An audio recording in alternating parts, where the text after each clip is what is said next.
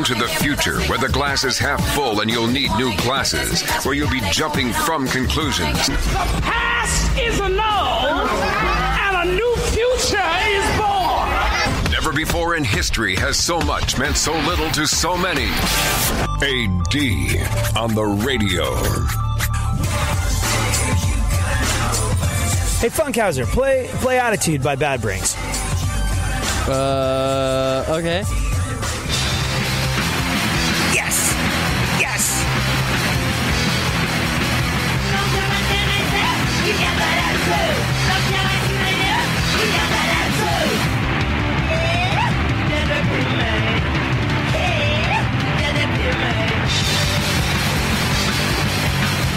So good. So good. It's just like a freaking affirmation of life and energy and positivity. You can turn it down, Funkhouser, otherwise I'm going to break something in the studio in my enthusiasm. I was riding in this morning listening to it, and I don't know if you are familiar with the work of Bad Brains. Really, really awesome band. Like, freaking fantastic, unbelievable, amazing, mind-blowing band. But that particular song is something that I've gotten a lot of mileage out of over the years. Now, if you couldn't understand what HR is saying, their lead singer, it's totally worth digging into it every once in a while. Pick out a lyric sheet. Have a listen to the band. If you're not familiar with that band, just dive in. Anything in their catalog, well, I would get in at Rock for Light and Eye Against Eye. Those would be my jumping off points for Bad Brains. But that song, Attitude, it talks about P.M.A. Don't care what people say, we got that P.M.A. P.M.A. stands for positive mental attitude. I guess HR from Bad Brains, when he was a kid, his dad said, hey, go read this book. And he gave him Napoleon Hill's Think and Grow Rich, which was, I think, like the godfather of all self-help books. Like, have a positive mindset and good things will happen to you. And you know what? I don't mean to sound jocular about all that stuff. I think the world of self-help is populated by charlatans, frauds, and phonies. However, there is definitely something to be said for a positive mindset. But I've been listening to that song when I was having problems getting into the day since I was a kid, since I was knee-high to a punk rock grasshopper. And it occurred to me what that song meant if you put it into its context of the time that it came out. Punk rock, early 80s. There were lots of bands that were punk rock. But the common thread, and this is so relevant to what you and I are going through today, and all of us here in America, the common thread of the ethos of punk rock was nihilism. It was kids that felt like they had no shot, no future, no chance to do anything with their lives, making music and expressing that frustration through it. And there's a reason why that expression was so powerful, because it gave a voice to plenty of people that were voiceless. It made people know that they were not alone in feeling as though they had no shot at all. And that's powerful in its own way. But then along comes Bad Brains. And man, this is why Bad Brains are such an awesome group. Before they discovered punk rock, before they discovered the Dead Boys, they were very, very sort of, I guess, accomplished musicians, all of them. They were trying to make music like Weather Report, like Parliament Funkadelic, like Jaco Pastorius. Like, they really, really knew music. When it comes to punk rock, they were significantly better and more accomplished musicians than the vast majority of people that were picking up guitars and screaming into microphones. But they responded to the energy of punk rock, and they went from being this sort of like jazz funk fusion band to being like, this is what we want to do. This is what we want to do. And they get their name from a Ramones song, Bad Brains, and just went for it. But there's an intellectualism and an energy and a sense of musical accomplishment to their music that made them just stand out from anything else that was going on at the time. Like, you just knew that they knew some stuff that other people didn't know. They were better players. They were a tighter band. They were more accomplished musicians. But then they also had this thing where they said P.M.A, positive mental attitude. They looked at the prevailing wisdom in the world of punk rock. Doom, gloom, we're all going to hell. We've got no shot. Everything is awful all the time. What's the point of anything? To saying, we don't care what people say. We're going to build something. We've got P.M.A. We've got that positive mental attitude. We're going to make something of ourselves. And you know what? They did so quickly because of their attitude. They went from being a bunch of guys playing in a garage to playing all over the world in almost no time flat. People throwing money at them to buy them equipment and vans and plane tickets and tour buses. And it came from their attitude. And there's something very valuable that you, me, all of us can learn from that.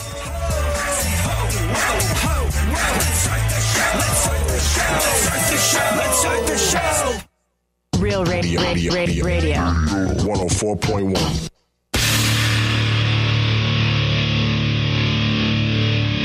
Where the left and right come together for fundamental truths. AD on the radio, on Twitter at ADSXE. One more blast of Bad Brains, Funkhouser. Okay. Hold on a second here.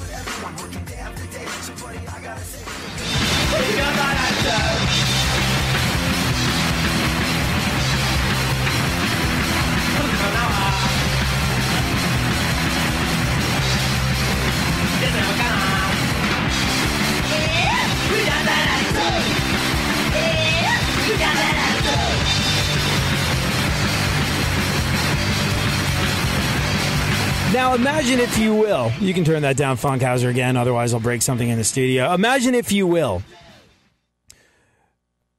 going to see a band do that live. And it's louder and more proficient and even tighter than it is on the record. And probably a little bit faster, too. And their attitude is, we're going to build something. We've got a positive mental attitude. Everyone else around us is doom and gloom, not us. We don't care what people say. We're going to make our own way in the world. And as I was driving in, listening to Bad Brains, as I often do on mornings where I'm having problems getting going, as I was driving in, I was like, I never really thought about it before. But you put Bad Brains up against all the other bands that were coming out at the time, where there was this cynicism, there was this nihilism, there was a sense that you were going nowhere and nowhere quickly. And they broke that. They broke that mold by saying, no, F that. We're going for it. We're going to build something. Here we are. Check this out. And look, cynicism, nihilism, saying everything sucks, everything is awful, everything is going to be terrible, people are basically bad. It's a great suit of armor around you as you go through life. It's a fantastic way of shielding yourself from disappointment. It really is. However, it's not going to get you where you're going. It'll get you where you say you're going to go. And then when everything has worked out to be awful, when everything is terrible, when the opposing political party to the way you voted is responsible for the demise of everything that you hold dear and everything that makes America great, you have that warm blanket of going, I told you so, everything sucks, just like I said it would. And there's comfort in that.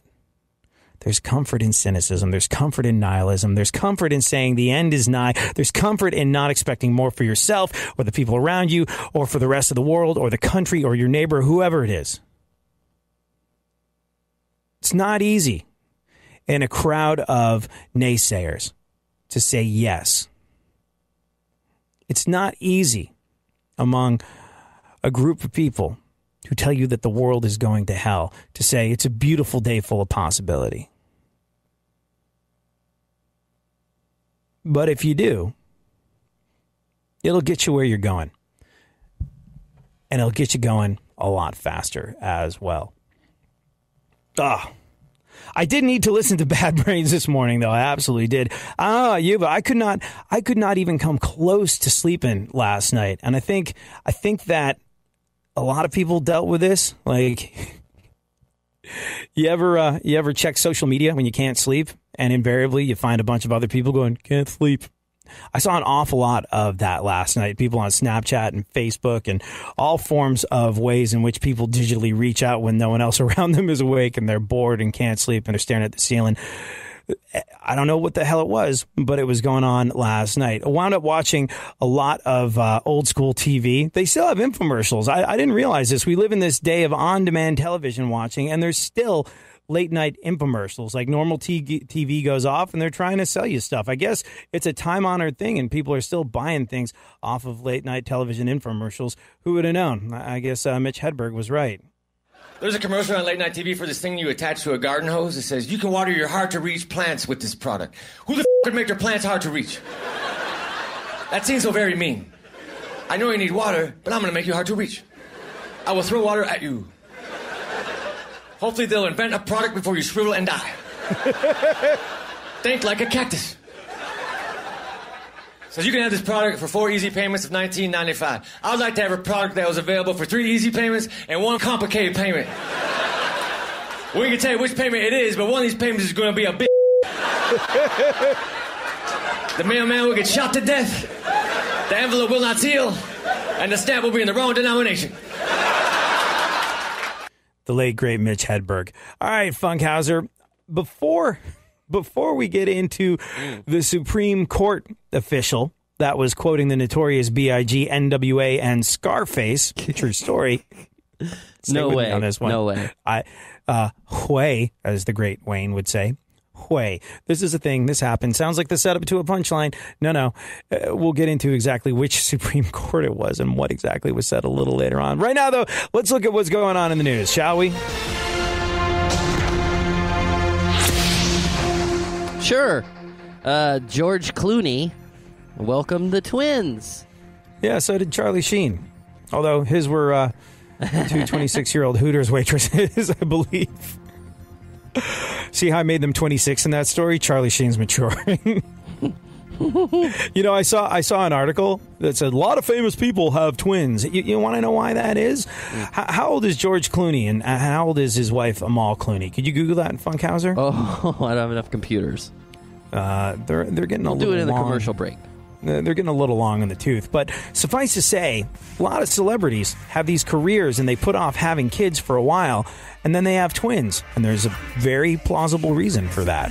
What is it? Oh, you'll have to wait to find out. See what I did there? Tease. That's good radio. It's not good radio. Money making, skills on the mic. We paid every day and we're part of the battle. Better act if you know. Down to the crown. For more stimulation and less irritation, 9 out of 10 doctors choose KPRC AM 950, Houston's more stimulating talk radio. Don't get the blues, get all the news. We mean all of you guys out there in Radio Land. All aboard! He's back. AD on the radio. Give it up, yeah. Give it up, yeah. Bring this on. Come on. So we will get into the Supreme Court references of Scarface, the notorious B.I.G., and NWA a little later on. Right now, though, let's continue with the news, Funkhouser. Oh, that's right. Wait, hold on. We were talking about George Clooney and Amal Clooney welcoming the twins. They had twins. Did we look up how old they were? George Clooney is, I would guess he's 56. Oh my God! 56. Really? 56. All right. How old is his wife Amal? Amal is if I were to guess, I would guess. How slow is your internet connection? Come on. 39.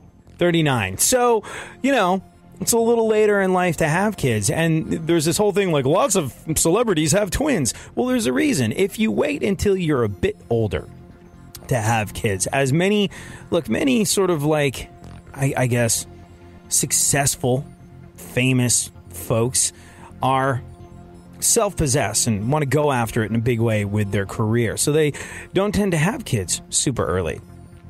Case in point, George and Amal Clooney, a little later in life than a lot of people do. And when that happens, quite often, you go to a fertility doctor. and a fertility doctor will load you up with fertility drugs and make you unbelievably fertile to the point where twins are not uncommon. Like, it's interesting.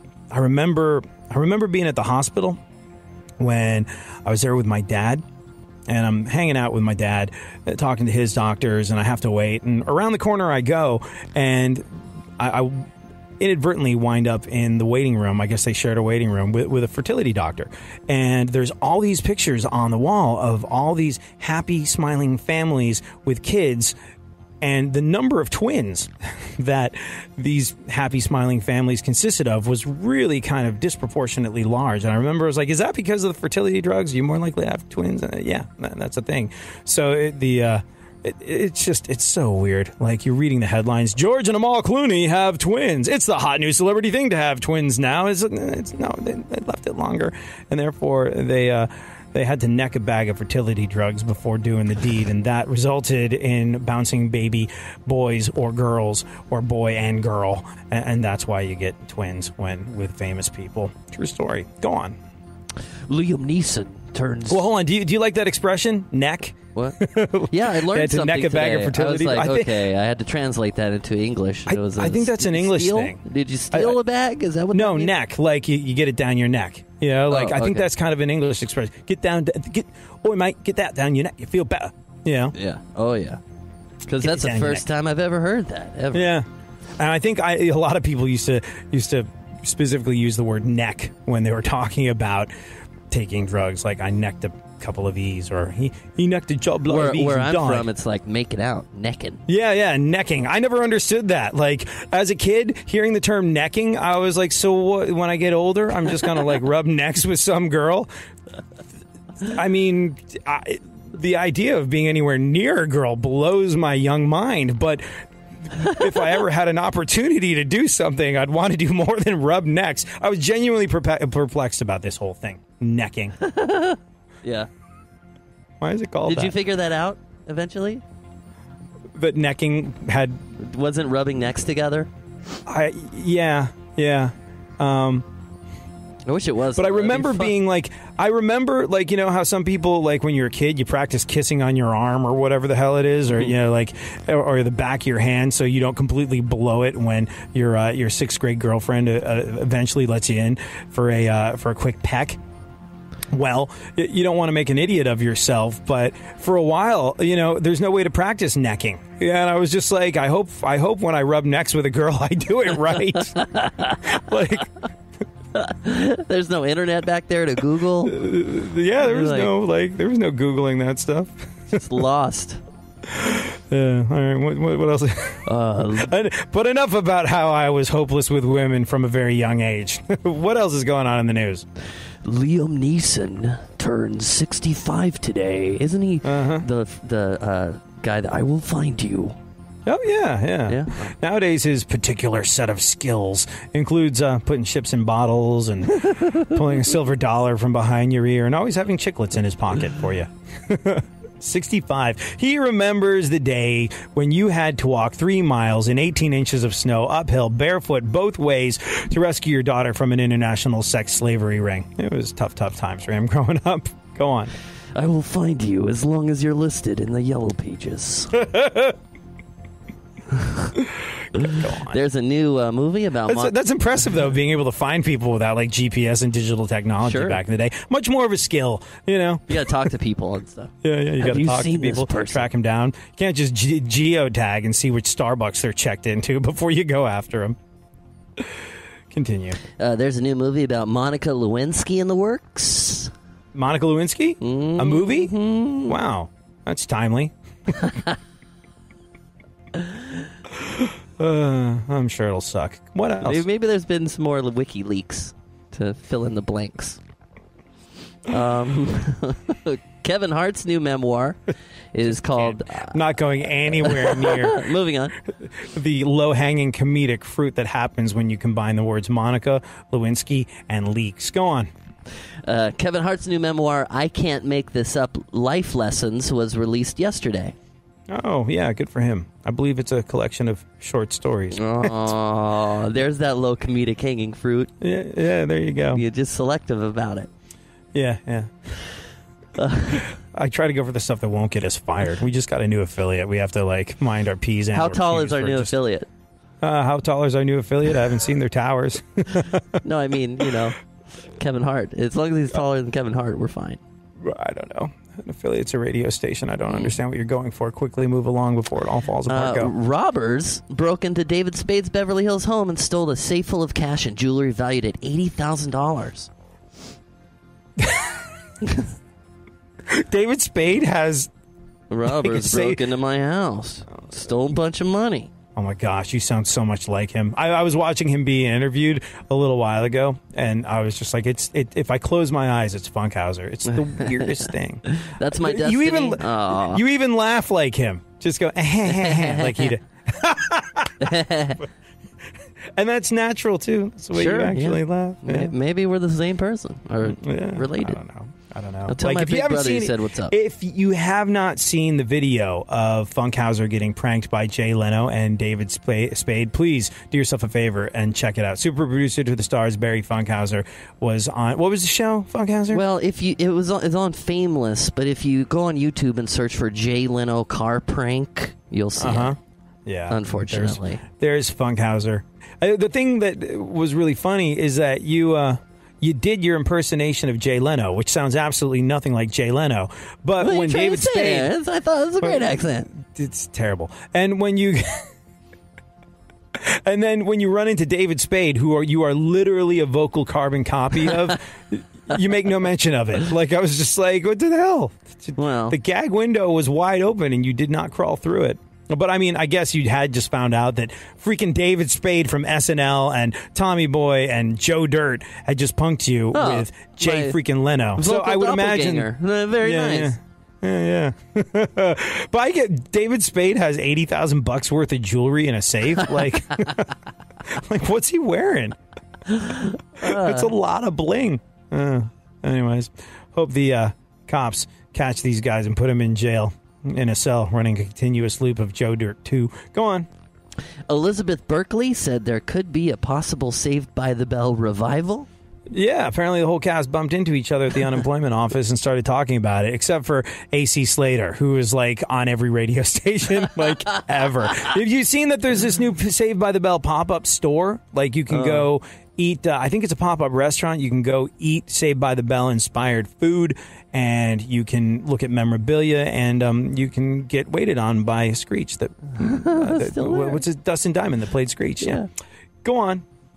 At Bill Cosby's trial, his lawyer referred to him as a flawed husband. Really? That's the defense they're going with? The flawed husband defense? Mm-hmm. You know what his biggest flaw is? What? Being a serial rapist. I guess technically speaking, if you're that's a flaw. Go on. Yeah. Photos are circulating on the net of Rihanna walking around in a nipple-bearing crop top. To Google! Immediately to Google. Although, I gotta be honest, like, I guess this is awesome news for the 6 people on planet Earth who have yet to see Rihanna's cans, but... Don't care. This is not new. Don't care. This is not new. Don't care. Just recent. Just are you looking, or can we get on with the show? We could do both. Yeah. Put those hands together. President Trump. Super awesome good times. President Trump is reportedly souring on Attorney General Jeff Sessions. Dude. A lot going on. It's like... what was a movie? What this is going to bother me now. Like... Working in the government at the moment, having a government job, working as part of the White House, working as part of the surrounding staff it's like the political Hunger Games at the moment. Like there's all these gigs up for grabs and no one wants them because it's such a tenuous thing at the moment. And you know what? I'm not saying that cleaning house is a bad thing to do. I know there's going to be people like, Trump's just draining the swamp. You don't know what the hell you're talking about. I'm not saying this is one way or another, but the amount of flux that is going on at the moment in the White House is just unfreaking believable, and it's making people shy away from plum gigs. Maybe because they go, this is a really, really unstable and dangerous situation to be in. You could get thrown under the bus at any moment. And maybe because they're like, you know what? This guy actually is draining the swamp. We've had sweetheart deals where we don't really have to do anything other paycheck, a fat paycheck paid for by the citizens of this country, and waffle around for a little bit. And that gravy train is coming to a shuddering halt. But for whatever the hell reason, there's all these gigs that people just straight up don't want anymore because it's no longer like, that's a feather in my cap. It's like, oh, God, okay, all right. I don't want to be in the middle of an international incident. I don't want to be on the news. Go on. Oh, I was still looking at Rihanna. Sorry. Oh, wait. Who's next on the chopping block, though? Who did we say? The Attorney General, Jeff Sessions? Yeah. Well, the good news for Attorney General Jeff Sessions is if he does get bounced by President Trump, he can go back to his old job assisting Santa Claus or hollowing out trees and making cookies. Either way, he's not. I would not eat those cookies. Continue. Mike Pence turns 58 today.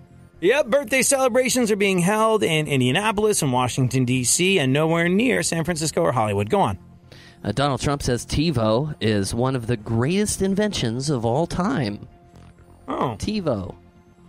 I would have thought he would have gone with bankruptcy protection. But, potato. I mean, tax evasion, potato. Go on. A new study says playing video games is actually good for you.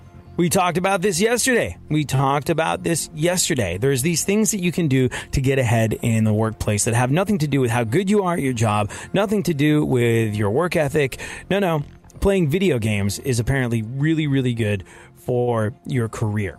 Crazy. As is being funny. Like being funny and playing video games for an hour or two a week apparently help you get ahead in the workplace. Do you play video games, Funkhouser? Well, I bought a PS4 and I have a name on it, but that's about as far as I went.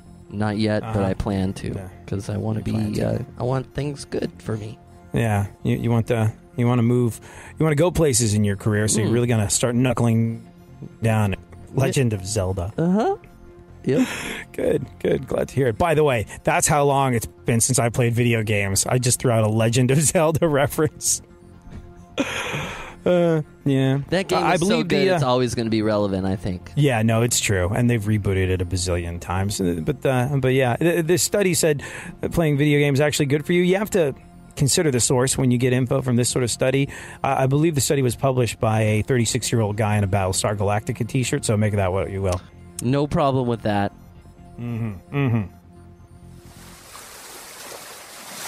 One more piece of news. Robert Englund, the actor who played Freddy Krueger, he's 70 years old today. Oh. So these days, the thing that gives him the most nightmares? The idea of having dinner after 5 o'clock and paying full price. You walk these streets most every day. You're waiting to get washed away.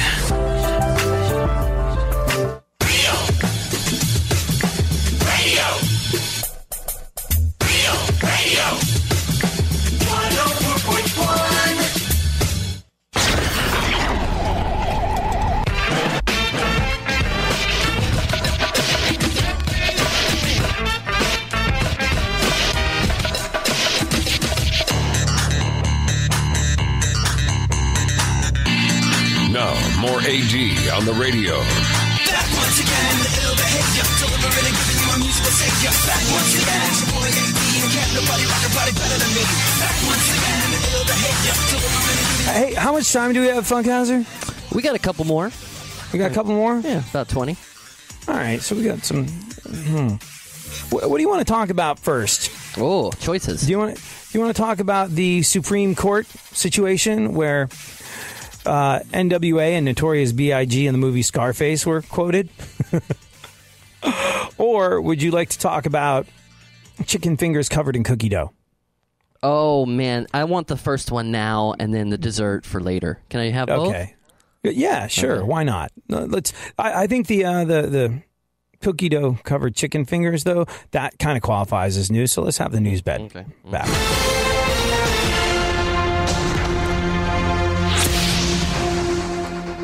So, I do, in fact, love that chicken from Popeyes.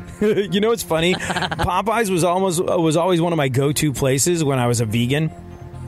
Like when I was this punk rock kid, being vegan on the road was hard work. Like it basically meant you were living on bread products for the most part. Like you go and have I was having head rushes like I was still a 16-year-old kid going through a growth spurt because I was getting no protein or no iron. I was living on like Denny's house salads and white bread. Like it was a big day if we got to go to a Cracker Barrel and they've got those really good baked potatoes and salads filled with lots of stuff. But like I remember, it's funny because our bass player was also, well, he wasn't a vegan the way I was. Vegan was tough, but at least it was sort of clearly defined. No animal products, no dairy, none of the above. Like being a vegan, that was a very specific, kind of easier to understand thing.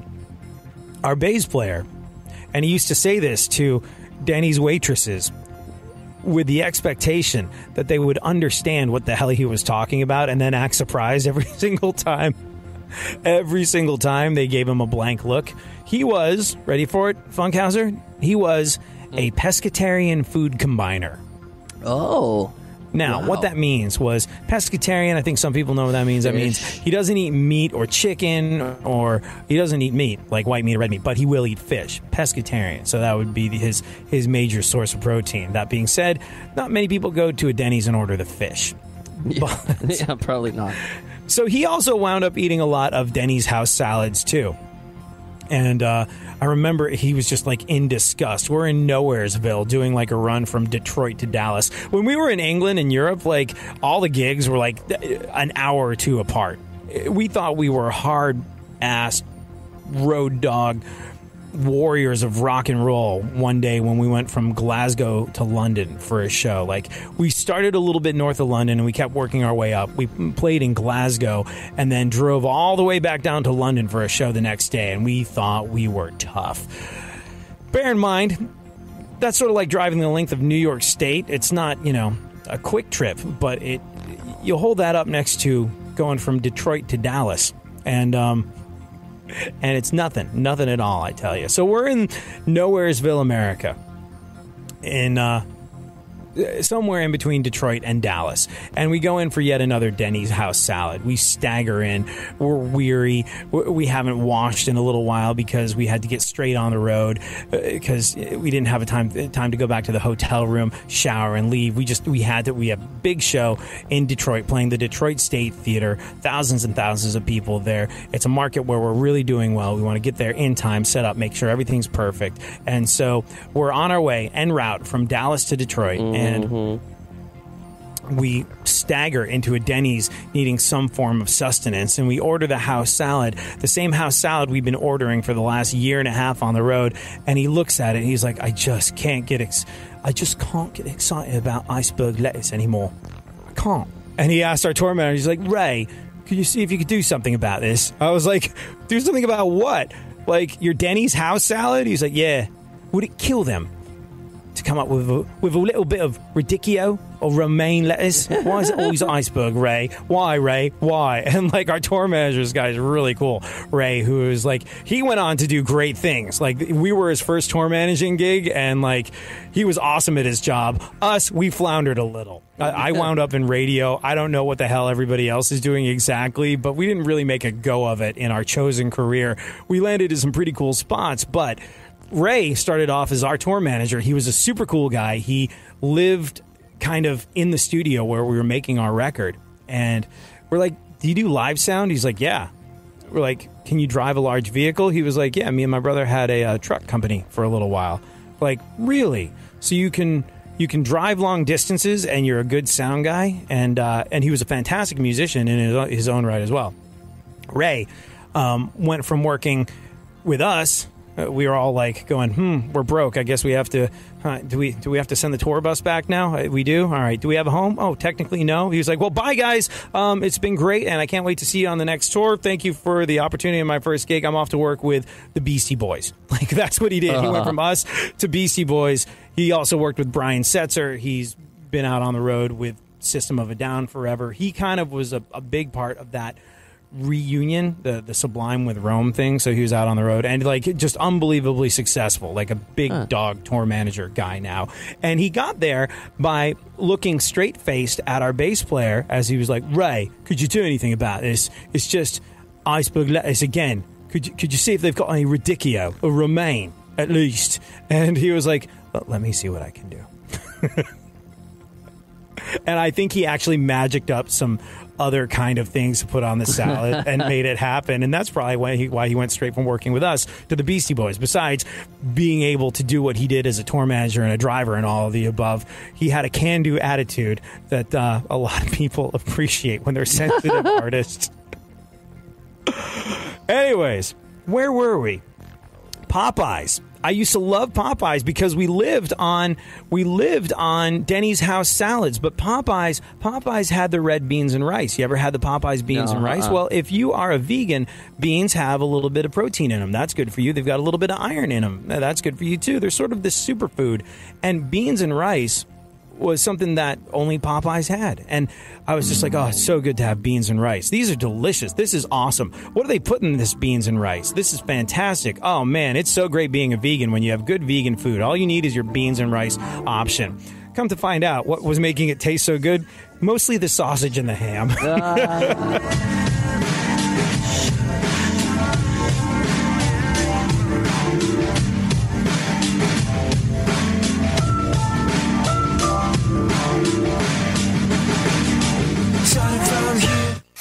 Leave the stimulation to the professionals. Everyone is so smart.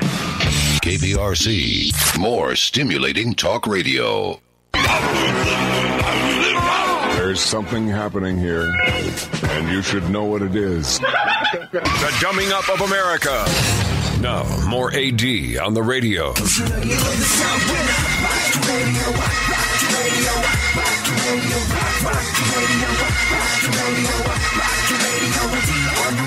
So yeah, we will get to the Supreme Court hearing where Scarface NWA and the Notorious B.I.G. were recently quoted. But first, let's talk about what is going on at Popeyes. Besides having deceptively delicious beans and rice that made me as a youth, as a punk rock kid in a band, go like, oh man, just vegan food is fantastic, not realizing it was essentially loaded with ham and sausage and all kinds of animal fat when I was eating Popeyes beans and rice. Besides providing that deliciousness, Popeyes just created, wait for it, chicken fingers covered in cookie dough. Yeah, Popeyes is like going insane, and I am in love with them for it. They created a new version of their chicken strips that are breaded with cookie dough. They look like regular chicken tenders, but the coating is made out of shortbread cookies. So they're sweet when you bite into them. Just now, here's the thing. Sweet around chicken, if you haven't had chicken and waffles or some iteration of that kind of thing, I could understand you going, that doesn't sound good. Trust me on this one. I haven't even looked at one of these things. I haven't smelled one of these things, but I know it's going to be delicious. And let's be real here. There are certain food kryptonites out there where you look at it and go, yeah, that's definitely going to kill me. That will shorten my life. That will reduce my time on this earth, and the time I do spend on this earth will be significantly more blubbery because of things like that. It's not good for me. I can feel my heart slow down with every bite, yet I'm determined to shove as many of them down my cavernous, gaping gullet as I possibly can. That's my new food kryptonite, and I haven't even laid eyes upon it yet. I was just like, Popeyes! I can't wait. Where do you suppose they're coming up with all these ideas? Like the cookie chicken. Like the cookie dough chicken. Or what was that thing they had at Taco Bell a little while ago? You remember the Doritos shell taco? Oh, yeah, that was my favorite. Do you think that they're just hiring people to hang around and do bong rips and be like, hey, man, what if we had a Dorito shell made of tacos? Or like a taco shell made of Doritos, excuse me. I mean, probably. These are stoner recipes being mass marketed, and I'm kind of a fan of the idea. I don't smoke pot. I'm not interested in smoking pot. But when I was a kid and did smoke pot, I did create one of the single most delicious things I've ever had in my life. Would you like to hear my big stoner recipe? I'll get the fanfare ready. Okay. So you need kind of like lousy white bread, the kind that can be balled up rather easily. And this is what you do. You spread some peanut butter on it. On that peanut butter, you sprinkle cinnamon sugar. And then you ball it up. And then you put it in the microwave for about 15 seconds, and then you eat it, and it is awesome. You know who I was actually talking to about this not so long ago? You know the guys in Dirty Heads? You know that band? Mm-hmm. They make no secret of the fact that they are big fans of the wacky tobacco. I interviewed them on 420. I interviewed them on April. I was just like, hey, Dirty Heads guys, it's 420, or as you guys call it, Tuesday. And he was like, yeah, we kind of just get high all the time. People keep coming up to us and be like, happy 420, this is your day. They're like, it's sort of like every day for us. And I was like, look, I don't smoke pot. I'm not interested in it. But what I do really sort of find intriguing is pot smoking recipes. And this is why I think Popeyes hired a pothead to come up with the idea of chicken fingers covered in cookie dough. This is why I think Taco Bell hired a pothead to come up with the idea of a taco shell made out of Doritos. Because I'm talking to the dudes in Dirty Heads, and they're like, we got really, really, really baked. And we went out for pizza when we were in New York City, best pizza there is. And we're just kind of sitting there, and we see on the table stuff. And as you do, your mind wanders. You're like, hey, man, I wonder what this would taste like if we put this on this. And they're like, we found out that pizza, pepperoni pizza with honey and sriracha on it is amazing. Oh, shut your mouth. It's an absolute revelation. It's incredible. And homeboy from the Dirty Heads was talking about this, and I was like, duh. I hate to bust your bubble, dude, but that's now a menu item at Pizza Hut. Like, I was working with Pizza Hut at the time, and they're like, okay, we've got several things we'd like to promote, so here's some stuff for you to try. This is our new honey sriracha pizza crust. And I was like, oh, yeah, this is actually, wow, you wouldn't think honey sriracha. Okay, cool. And the guys, Jared from Dirty Heads, was like, no, they stole our idea. Yeah, they were like, they stole the stoner recipe that Dirty Heads came up with when they were baked out of their minds and mass marketed it for all of America. So I firmly believe that the vast majority of these wacky food combos are just sort of like there's one guy that's on salary to do bong rips and come up with weird stuff to eat. They're like, here's everything we have in the kitchen. Here's some other stuff. Here's a microwave. Here's your bong. Go nuts. Don't even bother trying to write it down. We're just going to video you and see what produces the happiest expression on your face as you shove it down your stoned gullet. So, yeah, that's my theory, and I believe... Come down the tubers. All right, Funkhouser. Shall we do a little bit more news, or how much? I want to get to the. We got a hard 5 or 6 here. All right, let's do a couple more pieces of news, and then we will, in fact, talk about the fact that NWA and Notorious B.I.G. and Scarface were all referenced in the Supreme Court. Man, now the line at Popeyes is like 20 cars. Yeah, they didn't even pay us for all that. the cities. They're like, man, we're going to try that. Yeah. I want the show to end now so I can leave. Yeah, 100%. President Trump's Treasury Secretary Steve Mnuchin has an executive producer career. It's not Mnuchin. It's Mnuchin. No, but he's got to be Mnuchin forever. What's happening? Steve Mnuchin. Steve Mnuchin he's got an executive producer credit on Wonder Woman. Ah, really? The Treasury Secretary? Mr. Mnuchin. Yeah, Mr. Mnuchin. That's strange. Generally speaking, I can't imagine a politician wanting to get anywhere near a lasso of truth. What else? The Wire premiered on HBO 15 years ago. Yeah, and the thing with The Wire is, it is and it always will be my all-time favorite television show I like to act like I watched. Everyone says it's the best TV show ever made, and I haven't seen an episode. Like, I haven't. And the other day, I was like, let me get into this. Supposedly, this is like the best crime television show in the history of crime television shows. Some people are saying it's the best TV show that's ever been. It's like the gold standard. Seinfeld is the biggest and best ever sitcom, and right next to it, in terms of cop shows, The Wire is supposed to be it. And people are just so into it. I watched I I watched 20 minutes of the first episode, and you really can't judge the whole thing based on 20 minutes of the first episode, but I couldn't get into it. I'm going to give it another go. What do you think I should watch? Tweet me at ADSXE is where you can do that, because, like, it's the end of the season, and all my binge watching is done, and I'm like, there's no terrible superhero shows on the CW, and Netflix hasn't come out with another one of them. I don't know what it is, but while I'm working, while I'm programming a radio station, which is my other job, I can't listen to music, because in my head, I've got to be like, how would this Metallica song sound going into this Red Hot Chili Peppers song? I gotta be able to picture that, so I can't have music on in the background. What makes my workday go quicker is either baseball or comic book style violence. I don't know why, but it just motors things right along. But the season has ended on all that stuff, so I'm sort of going like, what to watch? And then I'm actually losing productivity because I don't have a show ready to go. So it's kind of a weird and irritating thing. I'm going to give The Wire another try.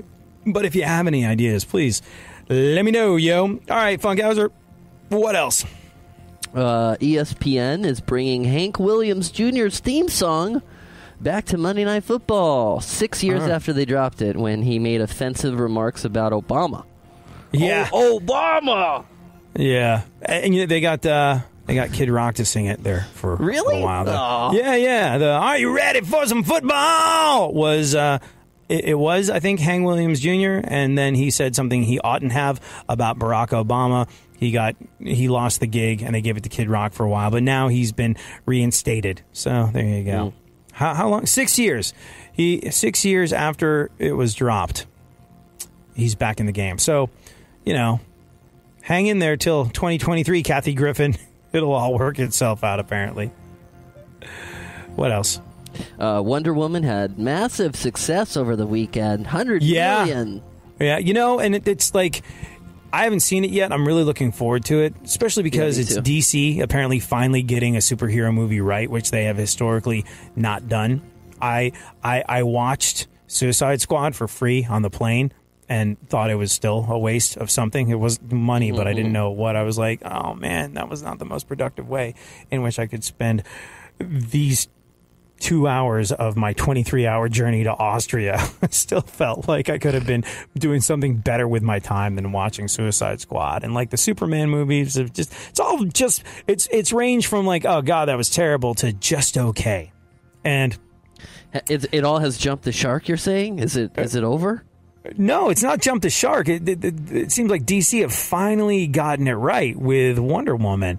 And there was this kind of, it was weird. There was a sort of feminist backlash from some folks that I know about the movie. Like, first, there was a thing where it was being shown at, I believe, the Alamo Drafthouse movie theaters in Texas. We're doing special showings where it's only open to women. And that had people going like, this is sexism, this is wrong, this is creating division. And they went, yeah, well, we're just going to show it to women. Girl power. In a very sort of Spice Girls-esque kind of way. And Now there's sort of like a feminist backlash against the movie. They're like, oh, sure, yeah, it was a massive success. Too bad you had to put a hot girl in tiny shorts and a bustier to have it. Couldn't she just be like, this is a comic book adaptation. Every single woman in a comic book looks like every single woman in a comic book looks like Dolly Parton in Zero Gravity. And the guys are all running around in skin tight outfits as well. Do you remember the prominent nipples in that one unfortunate Batman movie? I'm sure you do. So it's just like, settle the hell down. Be happy that it was a good movie and that a comic book company got it right. What would you want? Like Wonder Woman to show up in a baggy sweatsuit and just, no, it's not I wonder sometimes, oftentimes, Funkhouser, I think people are just looking for something to be mad at. They're looking for manufactured outrage. They do not have the bad brains, positive mental attitude. They are high on the idea of doom and gloom and interested in setting low expectations that wind up being a self-fulfilling prophecy. If you look for something to be disappointed in, it will always be there. Don't do that. There are beautiful, wonderful things in the world, like people in the Supreme Court referencing gangster rap and the movie Scarface. The Montana Supreme Court ruled against Bruce Glass. This is a guy who's serving a 9-year federal prison sentence for distributing methamphetamine. How long do we have, Funkhouser? 1 minute. Ooh, okay. Glass argued that a state charge of possession of the same meth constituted double jeopardy. The court disagreed and cited Scarface and Biggie Smalls. Justice James Shea wrote for the majority, quote, "Don't get high on your own supply is a long-established rule of the drug trade, specifically because such conduct is inconsistent with the criminal objective of distributing drugs for profit. To that rule, we now add the legal caveat, don't get high on your own supply because double jeopardy don't apply." Not even joking. Amazing and true. There you go. So now he gets smacked with possession for intent and possession because one should not get high on one's own supply. I said read that back. I said read that back. Because double jeopardy don't apply. Thank you for hanging. We'll be back tomorrow. We'll do this all over again. Yay! Radio.